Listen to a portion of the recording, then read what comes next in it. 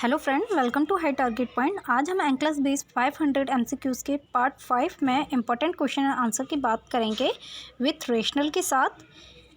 ये selective and important 500 MCQs हैं for all nursing competitive exams के लिए। इसके अदर पार्ट्स की डिस्क्रिप्शन में लिंक दी हुई है। इसके एक कंप्लीट 500 एमसीक्यूज़ की जो पीडीएफ है वो आपको सीरीज़ कंप्लीट होने के बाद प्रोवाइड हो जाएगी। तो स्टार्ट करते हैं। स्टार्ट करने से पहले thank you all of you high target point को सपोर्ट करने के लिए। स्टार्ट करते हैं क्वेश्चन नंबर 101 से। क्वेश्चन में है amlodipine is prescribe for a client with hypertension which response to the medication should the nurse instruct the client to report to the health care provider. Question में पूछा है एक amlodipine hypertension के patient को prescribe कर रहे हैं तो कौन सा रिस्पॉन्स इस मेडिकेशन का नर्स को हेल्थ केयर प्रोवाइडर को रिपोर्ट करना चाहिए। ऑप्शन में है 1 blood vision, 2 dizziness on rising, 3 excessive urination, 4 difficulty in breathing.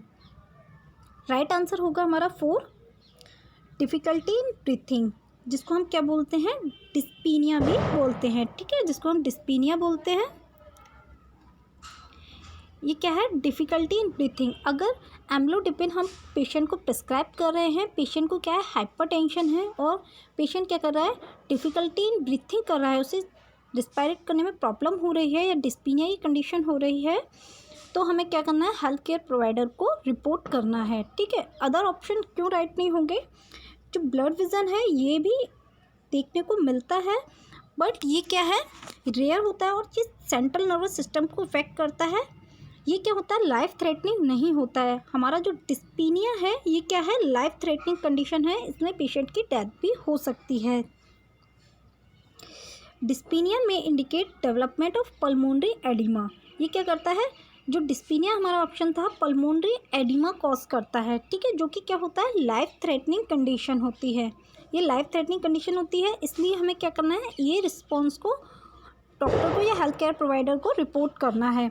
जो 1 ऑप्शन था हमारा, सेंट्रल नर्वस साइड इफेक्ट में occur in some people but is not life threatening, ये लाइफ थ्रेटनिंग नहीं होता है। और जो हमारे 2 और 3 ऑप्शन है, डिजीनेस ऑन राइजिंग और एक्सेसिव यूरिनेशन, ये क्या होता है, नॉर्मल साइड इफेक्ट होते हैं एम्लोडिपिन मेडिकेशन के। ठीक है, इसलिए ये हमारे राइट ऑप्शन नहीं होंगे, डिस्पीनिया हमारा राइट ऑप्शन होगा। ठीक है, next question 102। After assessment and diagnostic evaluation, it has been determined that the client has Lyme disease stage 2. The nurse assists the client for which manifestation that is most indicative of this stage. एक assessment करने के बाद और diagnostic evaluation करने के बाद determine होता है कि पेशेंट को क्या है, लेम डिजीज़ है, वो भी स्टेज 2 में। तो कौन सा असेसमेंट या मैनिफेस्टेशन नर्स को इस स्टेज में इंडिकेट होगा, मोस्ट इंडिकेटिव होगा या देखने को मिलेगा। अब लिम डिजीज़ क्या होती है, लिम डिजीज़ क्या है, एक ये टिक बॉर्न डिजीज़ होती है या टिक बॉर्न इलनेस होती है। ठीक है, टिक बॉर्न इलनेस होती है ये एक, जो किसके कारण होती है, इसका कॉज क्या होता है, ये कॉज बाय किसके कारण होती है, बैक्टीरियम बोरेलिया बर्गडोरफेराई। किसकी वजह से होती है, बैक्टीरियम बोरेलिया बर्गडोरफेराई,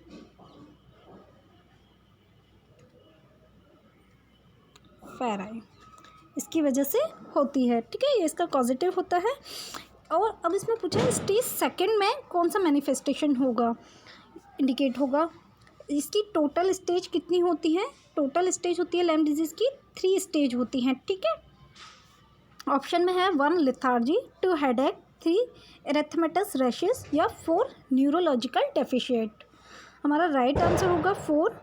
स्टेज 2 में हमें क्या होगा, न्यूरोलॉजिकल डेफिशिएट हमें मोस्ट इंडिकेटिव होगा इस स्टेज में, ये मैनिफेस्टेशन। ठीक है, इसका रेशनल देख लेते हैं। Stage 2 of lime disease develop with in 1 to 3 month in most untreated individual. अगर हम लिम डिजीज़ ट्रीट नहीं करते हैं, अनट्रीटेड इंडिविजुअल है, पेशेंट है, तो उसमें 1 to 3 मंथ में ये हमें स्टेज 2 देखने को मिलता है। The most serious problem in this stage, most serious problem क्या होती है इस स्टेज में? इंक्लूड कार्डियक डिसअरिथमिया होता है, डिस्पीनिया होता है, डिजीनेस होता है, न्यूरोलॉजिकल डिसऑर्डर होता है, क्योंकि हमारा राइट आंसर है। और such as Bell's palsy and paralysis भी देखने को मिलता है, ठीक है। This problems are not usually permanent, ये प्रॉब्लम्स क्या होती हैं? परमानेंट नहीं होती हैं पेशेंट में, ये ट्रीट भी हो जाती है, ठीक है, ये परमानेंट नहीं होती हैं। और जो हमारा स्टेज 1 है उसमें क्या होते हैं? फ्लू लाइक सिम्टम्स होते हैं, जैसे हेडेक हो गया, lethargy, muscles pain and stiffness and rashes appear in stage 1, जो कि हमारे first, second and third option है। ये हमें किस में देखने को मिलते हैं? स्टेज 1 में, ठीक है, स्टेज 1 में हमें ये देखने को मिलते हैं। और ये किस में मिलेगा? स्टेज 2 में। और स्टेज 2 हमें लेम डिजीज़ का पूछा है, तो हमारा राइट आंसर क्या होगा? 4, okay. Next question 103. The nurse is caring for a client with a diagnosis of pemphigus vulgaris. On assessment of the client, the nurse should look for the which sign characteristic of this condition. Nurse care कर रही है client की जिसका diagnose क्या है? Pemphigus vulgaris है। On assessment of the client, nurse should look for which sign characteristic of this condition. इस condition में कौन सा साइन नर्स को देखने को मिलेगा या देखना चाहिए? ऑप्शन में है 1 Turner sign, 2 Chvostek sign, 3 Nikolsky sign, 4 Trousseau sign. अब पेम्फिगस वल्गैरिस क्या होता है? पेम्फिगस वल्गैरिस ये रेयर कंडीशन होती है। इसमें क्या होता है? ये ऑटो इम्यूनाइड डिजीज़ होती है, ठीक है। क्या होती है? ऑटो इम्यूनाइड डिजीज़ होती है that cause painful blistering on the skin and mucous membrane. इसमें क्या होते हैं? पेनफुल ब्लस्टर भी बन जाते हैं स्किन में या म्यूकस मेम्ब्रेन पे, ठीक है। अब इसमें हमें कौन सा साइन देखने को मिलेगा या नर्स को कौन सा साइन देखना चाहिए इस कंडीशन में? राइट आंसर है 3 हमारा निकोल्स्की साइन, ये हमारा राइट आंसर होगा। हमें पेम्फिगस वल्गैरिस में देखने को मिलता है। ये क्या होता है निकोल्स्की साइन? एक हॉलमार्क साइन होता है पेम्फिगस वल्गैरिस का, is a Nikolsky sign which occur when the epidermis can be rubbed. जो एपिडर्मिस स्किन होती है हमारी, वो रब्ड होने के कारण, rubbed off by slight friction, अगर उस पर कुछ भी स्लाइट फ्रिक्शन पड़ता है या कुछ इंजरी, चोट लगती है या फ्रिक्शन वो रब हो जाती है कहीं से, तो उसमें उसकी वजह से होता है ये, जिसे हम निकोल्स्की साइन बोलते हैं। इसमें एपिडर्मिस रब्ड हो जाती है।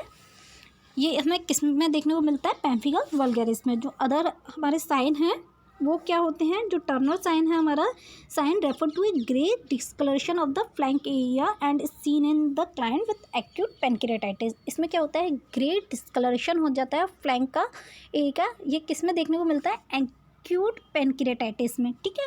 जो नेक्स्ट है हमारा चॉस्टिक साइन, सीन इन टेटेनी की कंडीशन में देखने को मिलता है।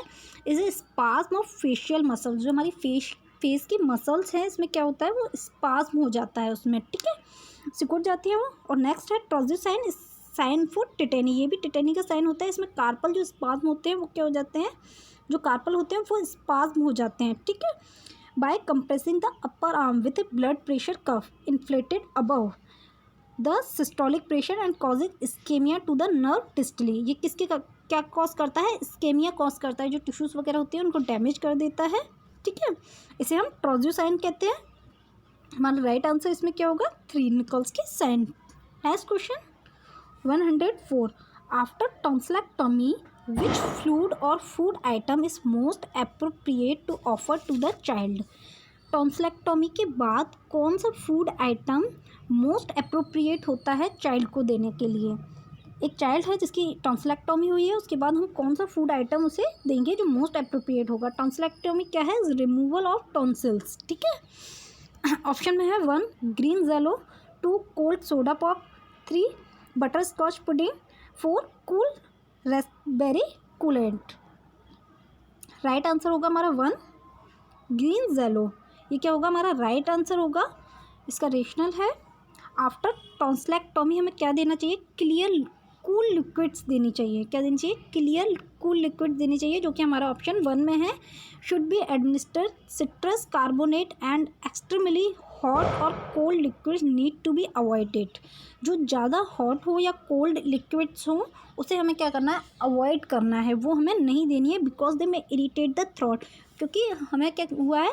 पेशेंट को टॉन्सिल्स रिमूवल किए गए हैं, तो इसलिए उसको इरिटेट ना हो, कुछ प्रॉब्लम ना हो थ्रोट में, इसलिए हमें उसे कूल लिक्विड्स देने हैं। ज़्यादा हॉट एंड कोल्ड लिक्विड्स क्या करने हैं, अवॉइडेड करने हैं, ताकि उसका थ्रोट जो है वो इरिटेट होने से हम प्रिवेंट कर सकें, बचा सकें। ठीक है, जो हमारा ऑप्शन है कोल्ड सोडा पॉप, एंड ये क्या करना है, हमें ज़्यादा कोल्ड है इसलिए अवॉइड करना है। मिल्क एंड मिल्क प्रोडक्ट, जो पुडिंग है हमारी, milk and milk product are avoided. जो मिल्क है या मिल्क से बने प्रोडक्ट है वो भी क्या करने हैं, अवॉइड करने हैं, because they coat the throat, क्योंकि ये भी कॉट कर सकते हैं थ्रोट को, and cause the child to clear the throat, this increase the risk of bleeding. ये क्या कर सकते हैं, ब्लीडिंग कॉज कर सकते हैं। ठीक है, red liquids need to be avoid because they give appearance of blood if the child vomit. ये भी क्या करने हैं, हमें दोनों अवॉइड करने हैं। ठीक है, next question 105, the nurse is caring for a client with gestational hypertension who is in labor. The nurse monitored the client closely for which complication of gestational hypertension. Nurse एक गेस्टेशनल हाइपरटेंशन के patient की care कर रही है जो कि labour में है, तो कौन सा कॉम्प्लिकेशन नर्स को क्लोजली मॉनिटर करना चाहिए गेस्टेशनल हाइपरटेंशन में? ऑप्शन में है 1 seizure, 2 hallucination, 3 placenta previa, 4 altered respiratory status. Correct answer है हमारा 1 सीज़र को क्या करना है, सीज़र्स अगर आ रहे हैं पेशेंट को तो गेस्टेशनल हाइपरटेंशन में क्या करना है, ये या नहीं भी आ रहे हैं तब भी हमें क्या करना है, गेस्टेशनल हाइपरटेंशन की कंडीशन में मोस्टली हमें क्या करना है, मॉनिटर करना है। क्यों? Gestational hypertension can lead to preeclampsia and eclampsia. Gestational hypertension क्या करता है, प्रीक्लेम्सिया एंड इक्लेम्सिया की कंडीशन लेबर में कॉज कर सकता है। Therefore a major complication of gestational hypertension, ये क्या होता है, मेजर कॉम्प्लिकेशन होता है गेस्टेशनल हाइपरटेंशन का, क्या होता है, सीजर, इस सीजर। और जो अदर ऑप्शन है हमारे hallucination, placenta previa and altered respiratory system are not directly associate with the gestational hypertension, ये एसोसिएट नहीं होते हैं गेस्टेशनल हाइपरटेंशन में। इसका गेस्टेशनल हाइपरटेंशन का मोस्ट कॉमन कॉम्प्लिकेशन क्या होता है, सीजर्स होता है।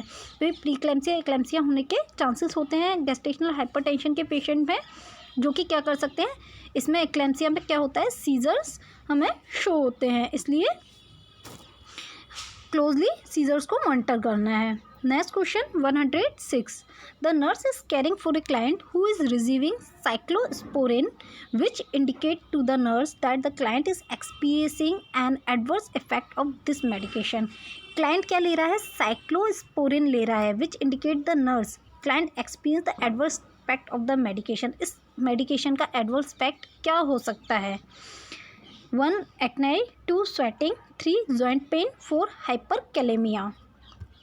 इसका राइट आंसर होगा 4 हाइपरकैलेमिया। अगर पेशेंट साइक्लोस्पोरिन ले रहा है तो क्या करता है, हाइपरकैलेमिया उसका साइड इफेक्ट हो सकता है। ठीक है, साइक्लोस्पोरिन हम क्यों लेते हैं, पेशेंट को देते हैं। साइक्लोस्पोरिन क्या होती है, एक इम्यूनोसप्रेसेंट मेडिकेशन होती है। ये क्या होती है, इम्यूनोसप्रेसेंट मेडिकेशन होती है used in prophylaxis of organ rejection. अगर कोई ऑर्गन ट्रांसप्लांट किया है तो ऑर्गन रिजेक्शन होने से बचाने के लिए हम प्रोफाइलैक्सिली इसको यूज़ करते हैं। इसका एडवर्स इफेक्ट क्या होते हैं, nephrotoxicity, infection, hepatotoxicity, hypo magnesium comma, hypertension, tremor and hirsutism, ये क्या होते हैं, एडिशनली न्यूरोटॉक्सिसिटी, ये सारे क्या होते हैं, साइड इफेक्ट होते हैं, ये सारे एडवर्स इफेक्ट होते हैं इस मेडिकेशन के। और जो अदर ऑप्शंस हैं हमारे, ये क्या होता है, एक्ने क्या होता है, ये पैपिल्स होते हैं स्किन पे, स्वेटिंग, पसीना, जॉइंट पेन, ये क्या होते हैं, इस मेडिकेशन से एसोसिएट नहीं होते हैं। हाइपरकैलेमिया में क्या है, देखने को मिलेगा। ठीक है, ये सारे अदर इसके एडवर्स इफेक्ट है जो कि इस मेडिकेशन से होते हैं। Next question 107, what should the nurse identify as the primary cause of the pain experiencing by the client with a coronary occlusion. कौन सा nurse primary cause of the pain experience by the client with coronary occlusion, अगर patient को coronary occlusion है तो कौन सा primary cause nurse को identify करना चाहिए। इसमें क्या हो सकता है कॉर्नरी अक्लूजन में, 1 है arterial spasm, 2 heart muscles ischemia, 3 blocking of the coronary vein, 4 irritation of nerve ending in the cardiac plexus. इसका प्राइमरी कॉज क्या होगा, कॉर्नरी अक्लूजन क्या होता है, ये क्या होता है, इसमें पहले ये देख लेते हैं। ये क्या होता है, जो पार्शियल और completely obstruction of blood flow in coronary artery. जो कॉर्नरी आर्टरी होती है उसमें पार्शियली या कम्प्लीटली ऑब्स्ट्रक्शन आ जाना, उसका बिल्कुल बंद हो जाना, ब्लड फ्लो जो उसमें हो रहा है वो ऑब्स्ट्रक्ट हो जाना, जिसे हम कॉर्निया ऑक्लूजन कहते हैं। अगर उसमें ब्लड फ्लो जो होगा वो बंद हो जाएगा तो जो ब्लड सप्लाई है वो रिड्यूस हो जाएगी, और जिसकी वजह से क्या होगा, इस्केमिया देखने को मिलेगा। टिश्यू O2 हमारी अगर डिक्रीज़ हो जाती है, ब्लड सप्लाई डिक्रीज़ हो जाती है, तो O2 की सप्लाई भी डिक्रीज़ हो जाएगी ऑक्सीजन की, जिसकी वजह से हमें क्या इस्केमिया देखने को मिलेगा। ठीक है, तो इस्केमिया इसका प्राइमरी कॉज क्या होगा? राइट आंसर है हमारा 2, हार्ट मसल्स इस्केमिया। इसमें क्या होता है, मैंने अभी बताया, कॉर्नरी ऑक्लूजन में ब्लड सप्लाई जो है वो पार्शली कम्प्लीटली ब्लॉक हो जाती है, ऑब्स्ट्रक्शन की वजह से कॉर्नरी आर्टरी ऑब्स्ट्रक्ट हो जाती है और ब्लड सप्लाई रुक जाती है, जिसकी वजह से अगर ब्लड सप्लाई प्रॉपर नहीं पहुंचेगी तो वहाँ की मसल्स में क्या होगा, इस्केमिया देखने को मिलेगा, डेथ ऑफ मसल्स। तो हार्ट मसल्स का क्या होगा, इस्केमिया होगा। ये हमारा क्या होगा, राइट आंसर होगा। पेन में इसमें पूछा है, अगर कॉर्नरी ऑक्लूजन में पेन होता है तो पेन का प्राइमरी कॉज क्या होगा? तो पेन का हमारी प्राइमरी कॉज क्या होगा, हार्ट मसल्स इस्केमिया होगा, जो कि हमारा पेन का प्राइमरी कॉज होगा वहाँ पे। ठीक है, ये प्राइमरी कॉज होगा। और जो अदर ऑप्शन है, arterial spasm resulting in tissue hypoxia and pain is associate with the angina pectoris. इसका ये आर्टियल जो स्पाज्म है, इसमें ये किस वजह से इसमें पेन होता है? आर्टियल, अगर एंजाइना पेक्टोरिस की कंडीशन है तो आर्टियल स्पाज्म क्या होगा, प्राइमरी कॉज होगा। और थर्ड जो हमारा ऑप्शन था, blocking of the coronary veins, artery and जो वेन्स होती है, artery not vein are involve in the pathology of myocardial infection. जो हमारी आर्टरीज होती हैं ये इन्वॉल्व होती हैं, बट वेन्स क्या होती हैं, are not involve in the pathology of myocardial infection.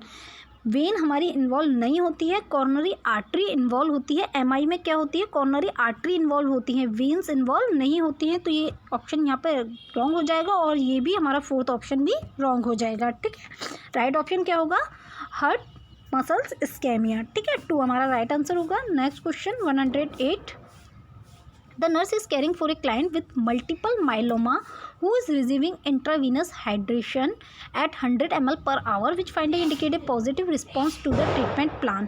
एक नर्स केयर कर रही है क्लाइंट की, जिसे क्या है, मल्टीपल माइलोमा है। तो वो क्या कर रहा है, 100 ml IV से फ्लूइड रिसीव कर रहा है, हाइड्रेट हो रहा है पर आवरली।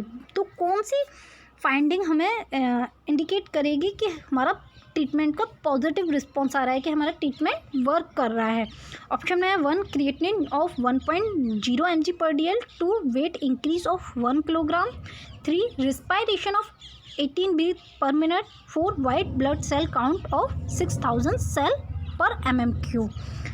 राइट आंसर होगा हमारा creatinine of 1.0 mg per dl। अब देखो मल्टीपल माइलोमा क्या होता है, पहले हम ये देख लेते हैं। मल्टीपल माइलोमा क्या होता है, ये कैंसर होता है प्लाज्मा सेल का। प्लाज्मा सेल क्या होती है, plasma cell is a type of WBC in bone marrow.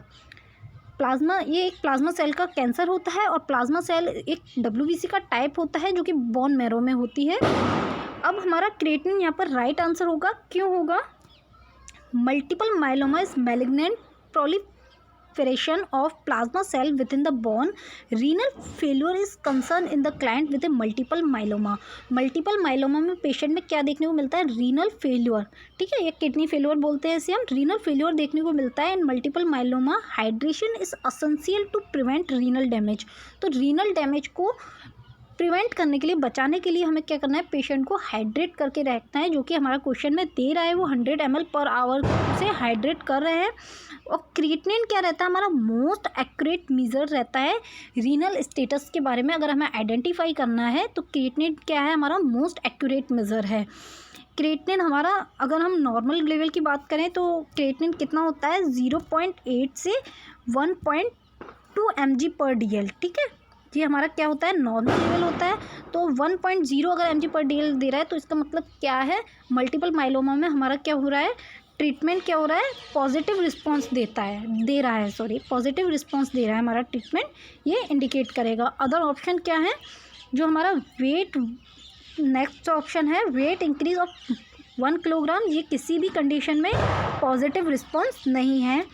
3 जो है हमारा 3 और 4 ये indicate unrelated to subject of hydration, ये हाइड्रेशन से रिलेटेड अन सब्जेक्ट है, ये इससे कोई रिलेटेड नहीं है, इसलिए हमारे ये राइट आंसर नहीं होंगे। ठीक है, next question 109, the nurse is admitting A client with A diagnosis of hypothyroidism to the hospital. What action should the nurse perform to the obtained data related to this diagnosis? Nurse ने इसमें question में पूछा है, nurse ने एक admit किया है patient को जिसका डायग्नोस क्या है, हाइपोथायरॉयडिज्म है, उसका जो थायराइड का लेवल है वो क्या हो गया, कम हो गया है, हॉस्पिटल में एडमिट किया है। तो कौन सा नर्स एक्शन परफॉर्म करेगी इससे रिलेटेड डाटा जो ऑब्टेन करने के लिए या डायग्नोस करने के लिए? 1 है option inspect facial features, 2 auscultate lungs sound, 3 percuss the thyroid gland, 4 assess the client ability to ambulate. Right answer होगा हमारा 1 इंस्पेक्ट फेशियल फीचर्स। फेशियल जो फीचर्स हैं उसको इंस्पेक्ट करेगी नर्स डायग्नोस करने के लिए हाइपोथायरॉयडिज्म के पेशेंट को। क्यों करेगी? Inspection of the facial features will reveal the characteristic course features presence of oedema around the eyes. जो हाइपोथायरॉयडिज्म का पेशेंट होता है उसमें क्या होता है, जो आइज़ होती हैं उसके चारों ओर क्या हो जाता है, एडिमा स्वेलिंग सी प्रेजेंट होती है। तो इसलिए inspection of the facial features जिससे पेशेंट के अगर एडिमा है तो वो आइडेंटिफाई कर लेगी nurse and face and the blank expression. और पेशेंट क्या देता है, हाइपोथायरॉयडिज्म का पेशेंट क्या देता है, ब्लैंक एक्सप्रेशन देता है, कोई एक्सप्रेशन नहीं देता है। That is characteristic of hypothyroidism. ये क्या होते हैं, कैरेक्टरिस्टिक होते हैं हाइपोथायरॉयडिज्म के। इसलिए नर्स क्या करेगी, फेशियल फीचर्स को इंस्पेक्शन करेगी। The assessment technique of option 2 and 3 and 4 will not reveal information related to diagnose of hypothyroidism. जो अदर ऑप्शन है हमारे, ये नेक्स्ट जो 3 ऑप्शन है हमारे, ये क्या है, हाइपोथायरॉयडिज्म से रिलेटेड नहीं है। ठीक है, next question 110, the nurse is caring for a client with a spinal cord injury who is in spinal shock. The nurse is perform an assessment on a client knowing that the assessment will provide the best information about the recovery from the spinal shock. Nurse care कर रही है client की जिसको क्या है, spinal cord injury है या spinal shock में है, वो इन स्पाइनल शॉक। तो कौन सा असेसमेंट नर्स परफॉर्म करेगी जानने के लिए, assessment will provide the best information. कौन सा इन्फॉर्मेशन बेस्ट इन्फॉर्मेशन है स्पाइनल शॉक को रिकवरी के लिए? अगर रिकवरी के बारे में, इंफॉर्मेशन के बारे में जानना है नर्स को, तो कौन सा इसमें से रिस्पॉन्स असेस करेगी या बेस्ट इन्फॉर्मेशन देगा? इनमें से कौन सा response? 1 reflexes, 2 pulse rate, 3 temperature, 4 blood pressure. ये इनमें से कौन सा हमारा बेस्ट इन्फॉर्मेशन देगा कि पेशेंट स्पाइनल शॉक से रिकवर हो रहा है? राइट आंसर होगा हमारा 1 रिफ्लेक्सेस। क्यों होगा? ए reflexes characterize spinal shock, therefore reflex would provide the best information about recovery. जो वाइटल साइन है हमारे तीनों ऑप्शन में 2, 3 and 4 में, वाइटल साइन क्यों नहीं देंगे? Vital sign change are not consistently affect by spinal shock. Spinal shock में जो वाइटल साइन होते हैं वो चेंज नहीं होते हैं, because vital sign are affected many factors, they do not give reliable information about the spinal shock recovery. जो हमारे वाइटल साइन होते हैं वो मैनी कंडीशंस में अफेक्ट होते हैं, तो इसलिए हमें एक्यूरेट इन्फॉर्मेशन नहीं मिल सकती स्पाइनल शॉक के बारे में। वो रिफ्लेक्सेस से हमें क्या मिलेगी? एक्यूरेट इन्फॉर्मेशन मिलेगी। ठीक है, राइट आंसर हमारा क्या होगा? 1 होगा। नेक्स्ट ऑप्शन है 111, the nurse checked the gauge of the client's intravenous catheter, which is the smallest gauge catheter that the nurse can use to administer blood. Nurse एक gauge को चेक कर रही है, जो कैथेटर का गॉज है उसको, तो इंट्रावेनस कैथेटर के लिए तो कौन सा गॉज को यूज़ करेगी नर्स ब्लड को एडमिनिस्टर करने के लिए? ऑप्शन में 1 12 नंबर के गेज को, 2 20 नंबर के गेज को, 3 22 नंबर के गेज को, या 4 24 नंबर के गेज को। राइट आंसर होगा हमारा 2 20 नंबर गॉज हम क्या करते हैं, ब्लड को एडमिनिस्टर करने के लिए यूज़ करते हैं। ये क्या होता है, हमारा स्मॉलेस्ट गॉज होता है, रेशनल है इसका। And intravenous catheter use to infuse blood. ये क्या है, इंट्रावीनस कैथेटर है, ब्लड को इन्फ्यूज़ करने के लिए हम इसका यूज़ करते हैं। ब्लड अगर हमें एडमिनिस्टर करना है तो शुड एटलीस्ट 20 नंबर गॉज होना चाहिए और लार्जर या इससे लार्ज होना चाहिए to help prevent additional hemolysis, ताकि हीमोलाइसिस की कंडीशन नहीं आए और आरबीसी जो आरबीसी होती है उसको हीमोलाइसिस ना हो cell and to allow infusion of the blood without occluding the IV catheter, ताकि आराम से जो ब्लड सेल्स हैं वो इन्फ्यूज़ हो सके। इसलिए हम क्या कहते हैं 20 नंबर का गॉज यूज़ करते हैं या इससे लार्जर का यूज़ करते हैं। ठीक है, जो हमारा राइट आंसर होगा वो 20 गॉज होगा। ठीक है, 112 option question, a client has just undergone in the upper gastrointestinal series upon the client return to the unit, what health care provider prescription does the nurse expect to note as a part of routine post procedure care. एक patient है जो कि just undergone an upper gastrointestinal series, जिसकी GI series हुई है, upper GI series, तो वहाँ से पेशेंट रिटर्न हुआ है उस यूनिट से। कौन सा हेल्थ केयर प्रोवाइडर का प्रिस्क्रिप्शन नर्स एक्सपेक्ट करेगी या एक्सपेक्ट टू नोट करेगी, किसमें पोस्ट जो प्रोसीजर होता है रूटीन पोस्ट प्रोसीजर केयर के पार्ट में, कौन सा जो हेल्थ केयर प्रोवाइडर है कौन सा प्रिस्क्रिप्शन देगा पेशेंट के लिए अगर अपर गैस्ट्रोइंटेस्टाइनल सीरीज़ का पेशेंट रिटर्न हुआ है यूनिट में। तो ऑप्शन में है 1 blend diet, 2 NPO status, 3 mild laxative, 4 decrease fluid. अगर पेशेंट की गैस्ट्रोइंटेस्टाइनल सर्जरी या कुछ सीरीज़ हुई है तो पेशेंट को उसके बाद हमें क्या केयर देनी चाहिए, कौन सी रूटीन पोस्ट प्रोसीजर केयर देंगे हम।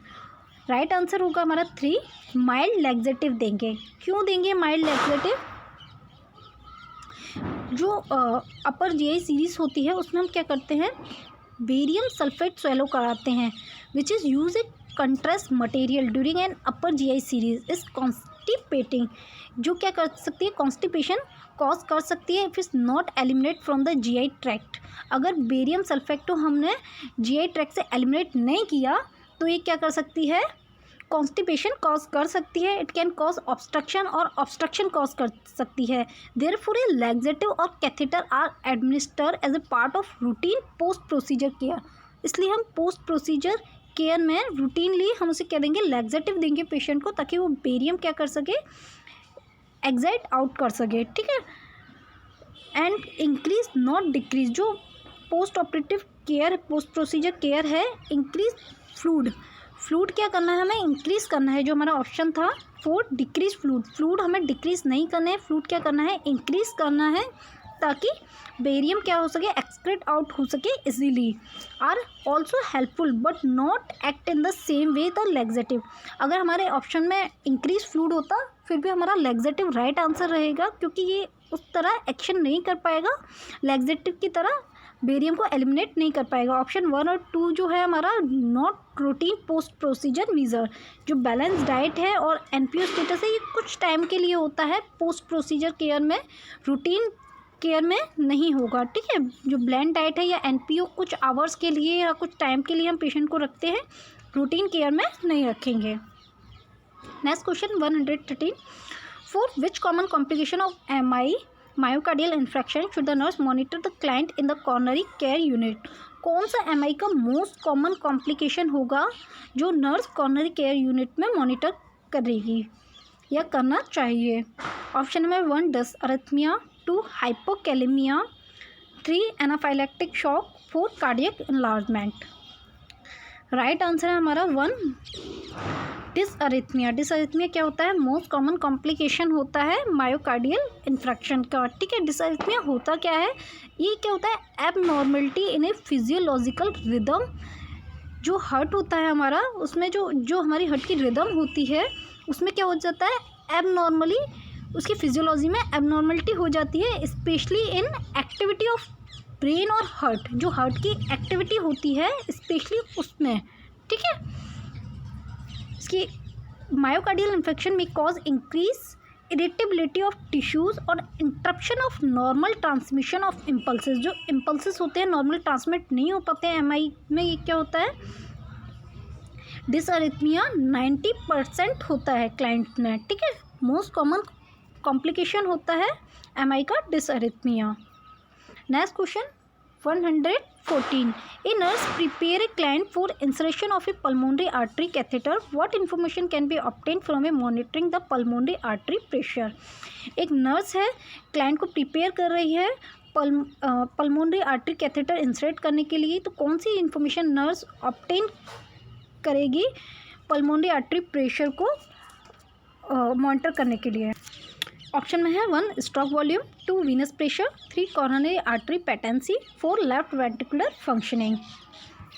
राइट आंसर होगा हमारा 4 left ventricular functioning.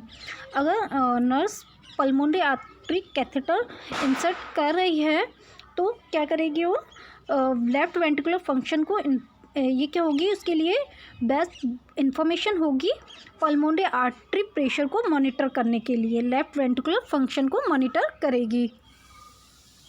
The catheter is placed in the pulmonary artery, information regarding left ventricular function is obtain when the catheter balloon is inflated. अगर patient के हम pulmonary artery catheter डाल रहे हैं तो लेफ्ट वेंट्रिकुलर जो फंक्शन होते हैं उसको ऑब्टेन करना क्या है, नेसेसरी है। Okay, next question 115, which nursing action is most important when caring for a client after a cardiac catheterization? Patient का कार्डियक कैथेराइजेशन हुआ है, उसके बाद कौन सा नर्सिंग एक्शन मोस्ट इम्पॉर्टेंट होगा for a caring for a client? 1 provide for rest, 2 administer oxygen, 3 check a pulse distal to the insertion site, 4 assist the electrocardiogram every 15 minute.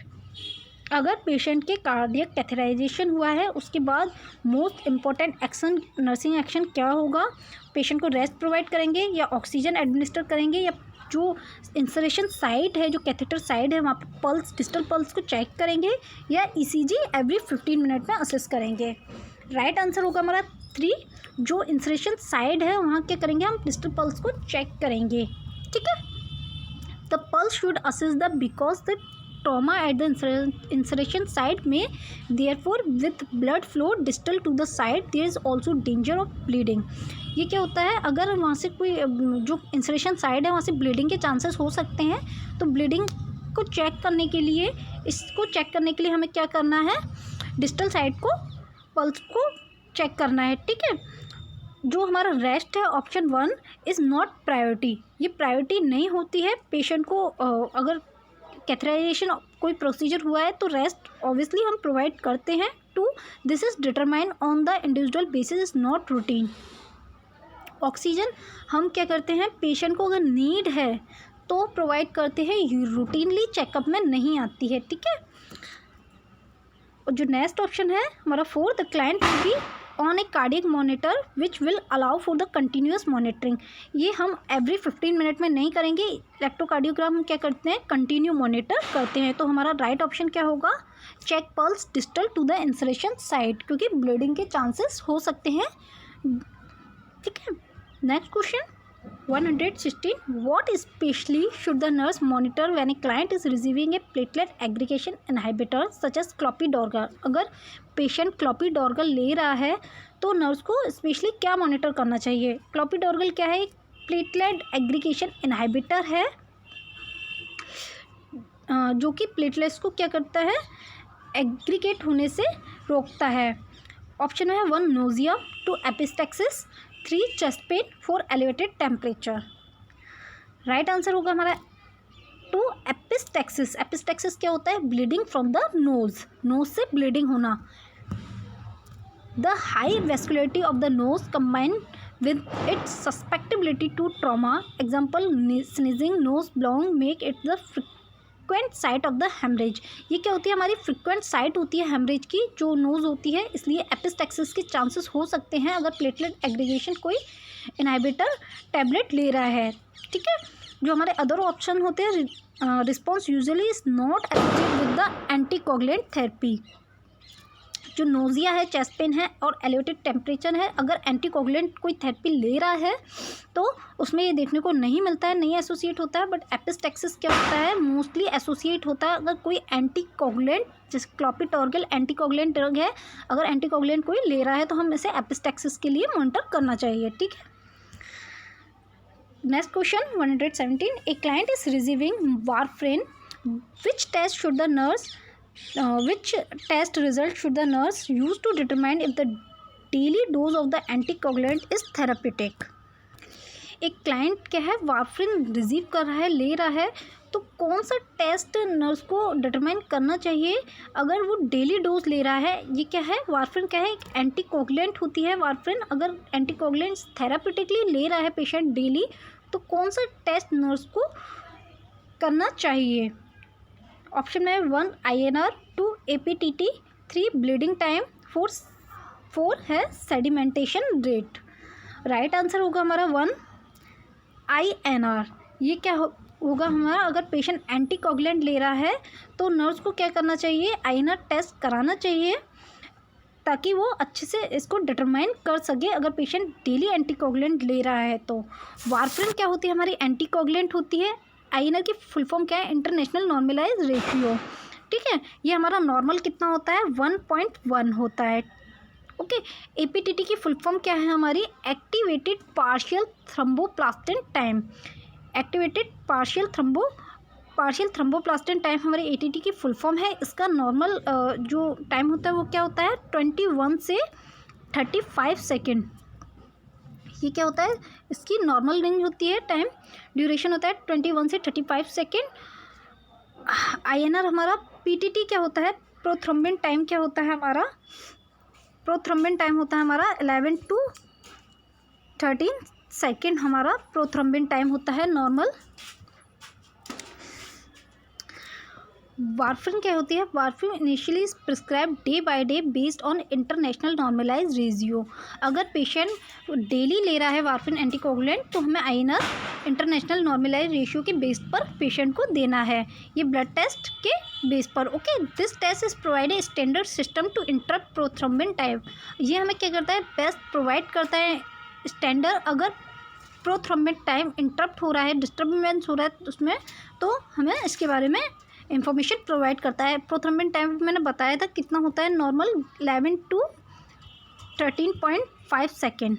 ठीक है, 13.5 सेकेंड क्या होता है, इसका नॉर्मल रेशियो होता है range. ठीक है, प्रोथ्रोम्बिन टाइम ये इंपॉर्टेंट है। Next question 118, what clinical indicator is the nurse most likely to identify when the completing a history and physical assessment of a client with complete heart block. एक patient है जिसको क्या है, complete heart block की history है, तो nurse कौन सा क्लिनिकल इंडिकेटर इसमें से मोस्ट लाइकली आइडेंटिफाई करेगी। ऑप्शन में है 1 syncope, 2 headache, 3 tachycardia, 4 हेमीपैरेसिस। Right answer होगा हमारा 1 सिनकॉप। ये क्या करेगी, मोस्ट लाइकली नर्स उसको क्लिनिकल इंडिकेटर को आइडेंटिफाई करेगी अगर पेशेंट में हार्ट ब्लॉक है तो। क्यों करेगी, सिनकॉप क्या होता है पहले हम ये देख लेते हैं। सिनकॉप क्या होता है, इसमें sudden temporary loss of consciousness. अगर पेशेंट एकदम अपना कॉन्शियस लेवल टेम्पररी परमानेंट नहीं, अगर लॉस कर रहा है कॉन्शियस, तो हम इस टर्म को क्या बोलते हैं, इस कंडीशन को, इसके लिए हम टर्म यूज़ करते हैं जिसे हम सिनकॉप कहते हैं। ठीक है, ये किस में शो होता है, हमारा हार्ट ब्लॉक में देखने को मिलता है, इसलिए नर्स इसको मोस्ट लाइकली आइडेंटिफाई करेगी इस क्लिनिकल इंडिकेटर को। With complete arterioventricular block, the ventricles take over the pacemaker function in the heart, but at a much slower rate that of the SA node. As a result, there is decreased cerebral circulating causing syncope. जो cerebral circulation है वो heart block में क्या हो जाता है, decrease हो जाता है, जिसकी वजह से क्या होता है, सिंकॉप हमें देखने को मिलता है। ठीक है, next question 219, the nurse monitor the client taking a amitriptyline for which common side effect of this medication. एक क्लाइंट है जो कि क्या ले रहा है, एमिट्रीपेटाइलिन ले रहा है, तो इस मेडिकेशन का कॉमन साइड इफेक्ट कौन सा होगा। ऑप्शन में है 1 diarrhoea, 2 ड्राउजनेस, 3 hypertension, 4 increase salivation. Right answer होगा हमारा 2 ड्राउजनेस। ये क्या होगा, हमारा मोस्ट कॉमन कॉम्प्लिकेशन होता है इस मेडिकेशन का। रेशनल देखते हैं, कॉमन साइड इफेक्ट ऑफ ये क्या होती है, जो एमिट्रीपेटाइलिन मेडिकेशन है, ये क्या होती है, हमारी एंटी डिप्रेसेंट मेडिकेशन होती है। जो पेशेंट डिप्रेस होते हैं उनके लिए हम यूज़ करते हैं। Include the central nervous system effect of, ये क्या करती है, सेंट्रल नर्वस सिस्टम जो होता है उसको इफेक्ट करती है। और क्या सिम्टम देखने को मिलते हैं? Drowsiness, fatigue, lethargy and sedation. Other common side effect क्या होते हैं इसमें?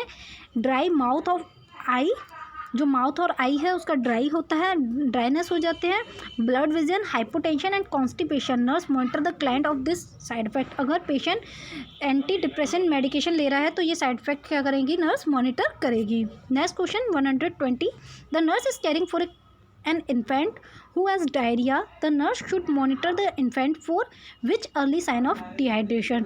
नर्स एक इन्फेंट की केयर कर रही है जिसको क्या है? डायरिया है। तो नर्स को कौन सा अर्ली साइन डिहाइड्रेशन का मॉनिटर करना चाहिए? 1 cool extremities, 2 grey mottled skin, 3 capillary refill of 3 second, 4 apical pulse rate of 200 beat per minute.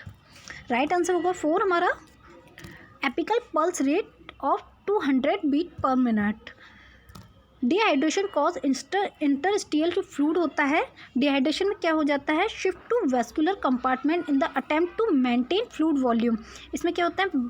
Fluid जो वॉल्यूम है बहुत डेफिशिएंट हो जाती है when the baby is unable to compensate for fluid loss, circulating failure. जो circulation है वो failure हो जाता है जिसकी वजह से ब्लड प्रेशर क्या हो जाता है? डिक्रीज हो जाता है, और पल्स रेट क्या हो जाती है? इंक्रीज हो जाती है। ठीक है, इसलिए 4 हमारा राइट आंसर होगा। Friends, thanks for watch, subscribe for watch more videos, press bell icon for notification, like and share. Thank you friends.